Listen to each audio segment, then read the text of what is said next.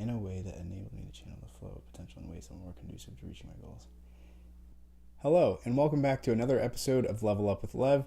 Today's episode is episode 9, which is the penultimate episode in the first mini-season. And since the next episode will be a Q&A episode, this is essentially the final one that follows the ordered material that I had planned out for this mini-season.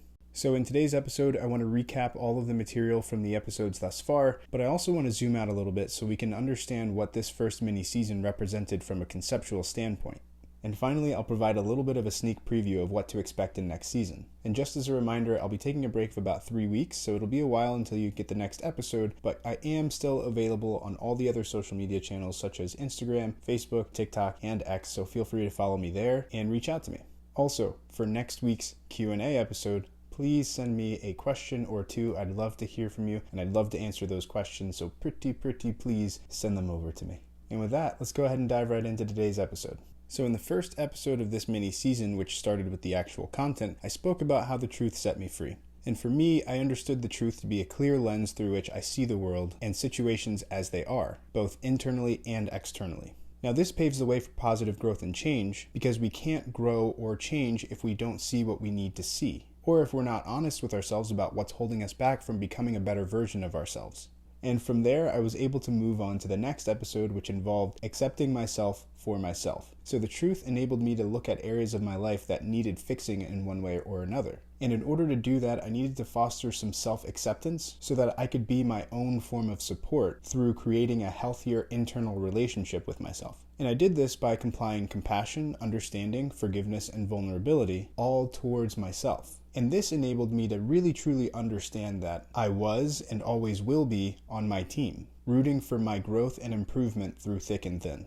And so after I strengthened and repaired my internal relationship, I understood that in order to improve and to really grow, I had a lot of hard work to do. So I leaned into a radical sense of self-responsibility where I took ownership for everything that happened to me from that point on, as a result of my thoughts, decisions, and behaviors that followed. I then ensured that I'd hold myself accountable to accomplishing whatever I set out to accomplish, both internally and externally.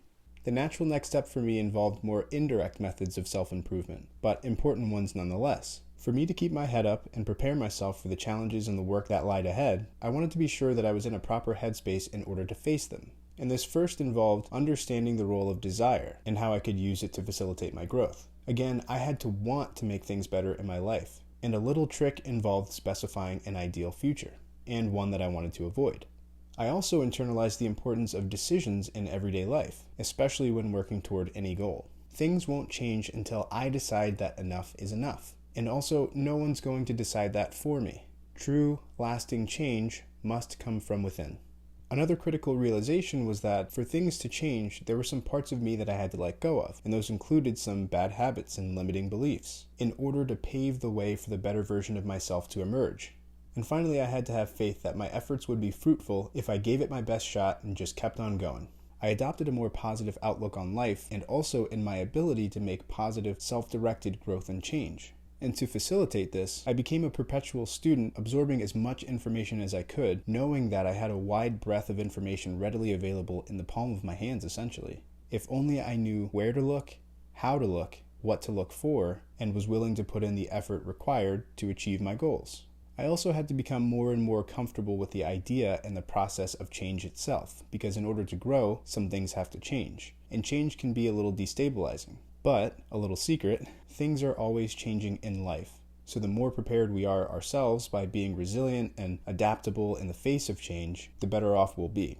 I also had to find my balance in life, and for me this always starts with a stable baseline foundation to make sure that all of my bases are covered, and so that everything that I build on top of it will become much more facilitated. This also came with the understanding that in different points of my life that balance will look differently, especially if I'm in a season of growth. And this all culminated with the previous episode regarding the journey. I now look to the future with a sense of adventure and optimism, especially as I look at the journey ahead. I focus on progress, taking things one step at a time, and I also know that I'm in it for the long run and that I'm a work in progress. And as I mentioned in the previous episode, all great structures take a great deal of time and effort in order to construct, but it's worth it. So now let's zoom out a bit and let's look at the bigger picture.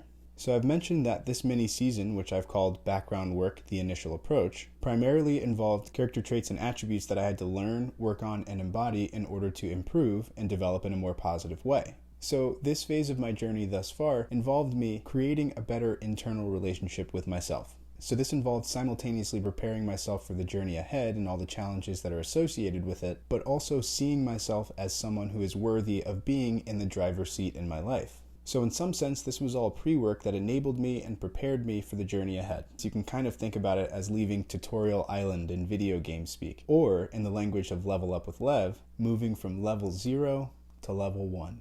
Hold your applause. Thank you. Thank you. So I want you to think way back to the analogy that I used of the blocked up stream, where objects in the water were clogging it up, which ultimately reduced its flow. So the work from this phase, or this mini season, involved clearing some of those blockages and restoring flow so the water flowed at a greater rate. And if you think about the imagery, this increase of potential, or flow, could get unwieldy if it's not channeled properly. So to provide you with a more conceptual preview of next mini season, it will still involve some relative background work, but more specifically, in a way that enabled me to channel that flow of potential in ways that were more conducive to me growing and achieving my goals. And I'm so excited for the next 2 mini seasons because they really comprise the bulk of this project. And so next mini season will involve me developing a deeper sense of understanding of myself and how I operate. In the mini season thereafter, we'll discuss ways in which I realized that I could potentially adjust my worldview, or lens, to benefit the pursuit of my goals in a more beneficial manner.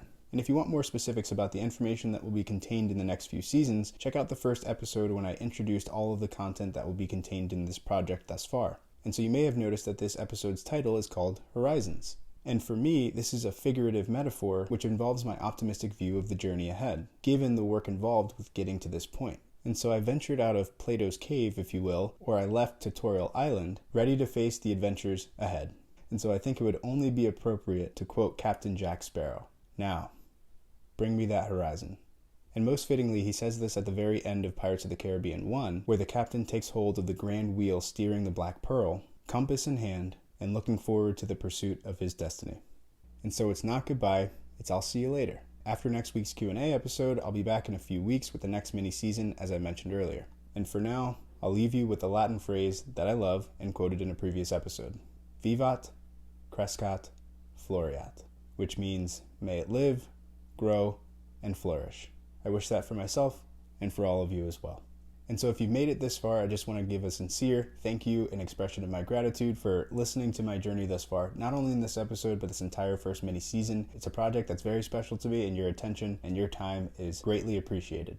And with that, I will once again leave you with my contact information at Level Up with Lev. Feel free to reach out to me anytime with any comments you might have, questions for next week's Q&A episode, and also just to reach out, because I'd love to hear from you. And if you like this episode, feel free to like it, leave a comment down below, and rate the show if you're listening to it on a particular platform. Subscribe if you haven't already, and have a great rest of your day, or night, or morning, whatever time you're listening to this.